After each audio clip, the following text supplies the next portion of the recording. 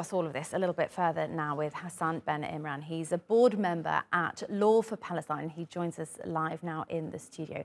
Hassan, lovely to see you again. I guess, first of all, we've heard some of the main points of Israel's defence and some of the things that they will be trying to pick apart in their case.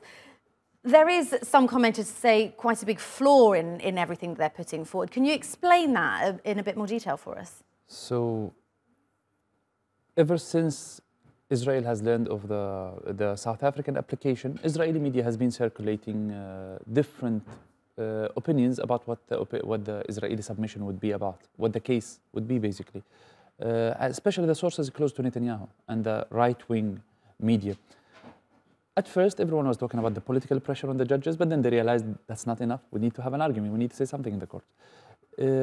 That's when they started discussing about the intent, claiming that the South African intent, which is the specific intent to commit genocide, which is a major requirement for the crime of genocide to be recognized as such. They started saying that it's not very clear, and the statements that were made by the Israeli leaders were not clear enough. They were not so much of a genocidal intent case, and in the same time, they were not followed by the soldiers. Some sort of that argument. However, this argument is very weak because South Africa only documented 20, around that number, while the intent has been heavily documented by others, including ourselves. We documented 500 plus genocidal statements, and they are now released and supplied with the South African team. Besides the issue of intent, they started discussing issues not related to the factual basis.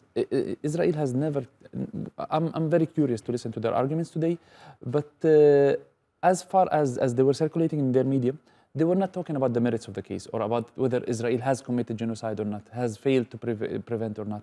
They were talking about issues like jurisdiction, issues like justiciability, which means does the court have the authority to discuss this matter, because Israel invokes Article 51 of the UN Charter about self-defense.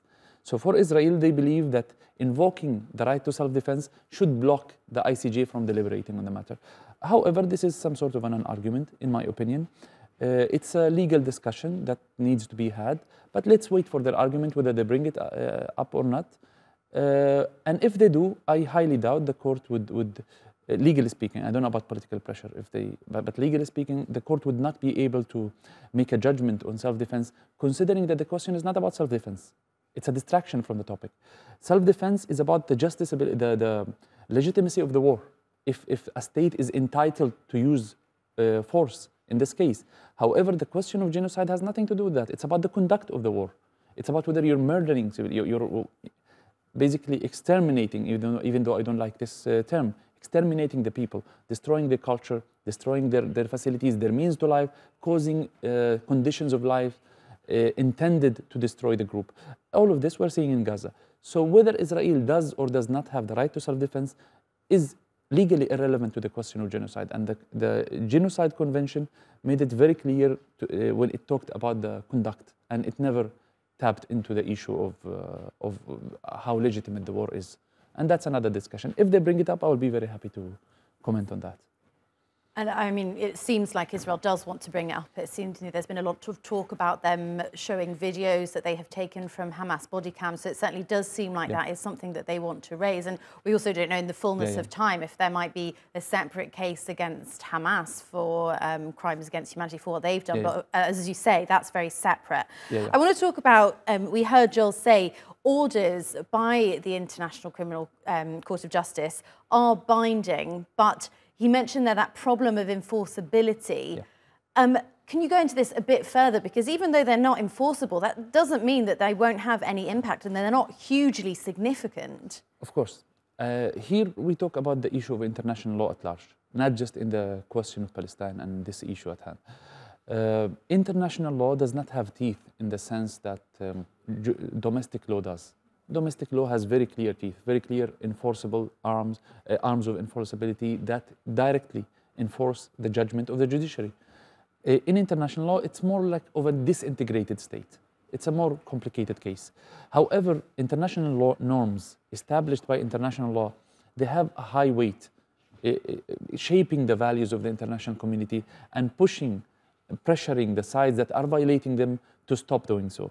Now, speaking about Israel and enforceability over Israel, it's a big question. Israel has a long track in history of never respecting international law, attacking international law as a regime, attacking the people that make the laws, attacking the Security Council and the UNGA.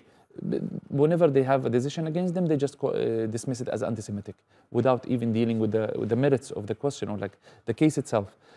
However, for the friends of Israel, especially the Western European friends of Israel, the ones who are supplying them with arms, voting for them in the Security Council and the General Assembly, these countries, here I'm talking about like countries like France, like the UK. I'm not saying that these countries don't violate international law, but usually they respect the ICJ more than others. Canada does respect the ICJ. They appear regularly, they intervene, as they did intervene in the question of Ukraine before the ICJ. The same, so does Netherlands, which hosts the court. So these countries are obliged to respect the court. Historically, they have respected the court, even if they had disagreements here and there. Maybe not so much for the US. So for them, it matters. This decision matters. And we all know that Israel wouldn't be doing this without the support it receives, without the international coverage it receives. So a decision of this sort might not be directly enforceable, but it would definitely create pressure, not just on Israel, but on its allies that are allowing it to misbehave, basically.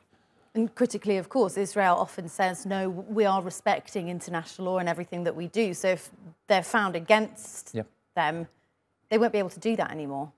They won't be able to say that anymore. There have been many cases against them. I mean, they do say that, but historically speaking, they have been in violation of clear judgments and decisions by different bodies, the UNSC, the UNGA.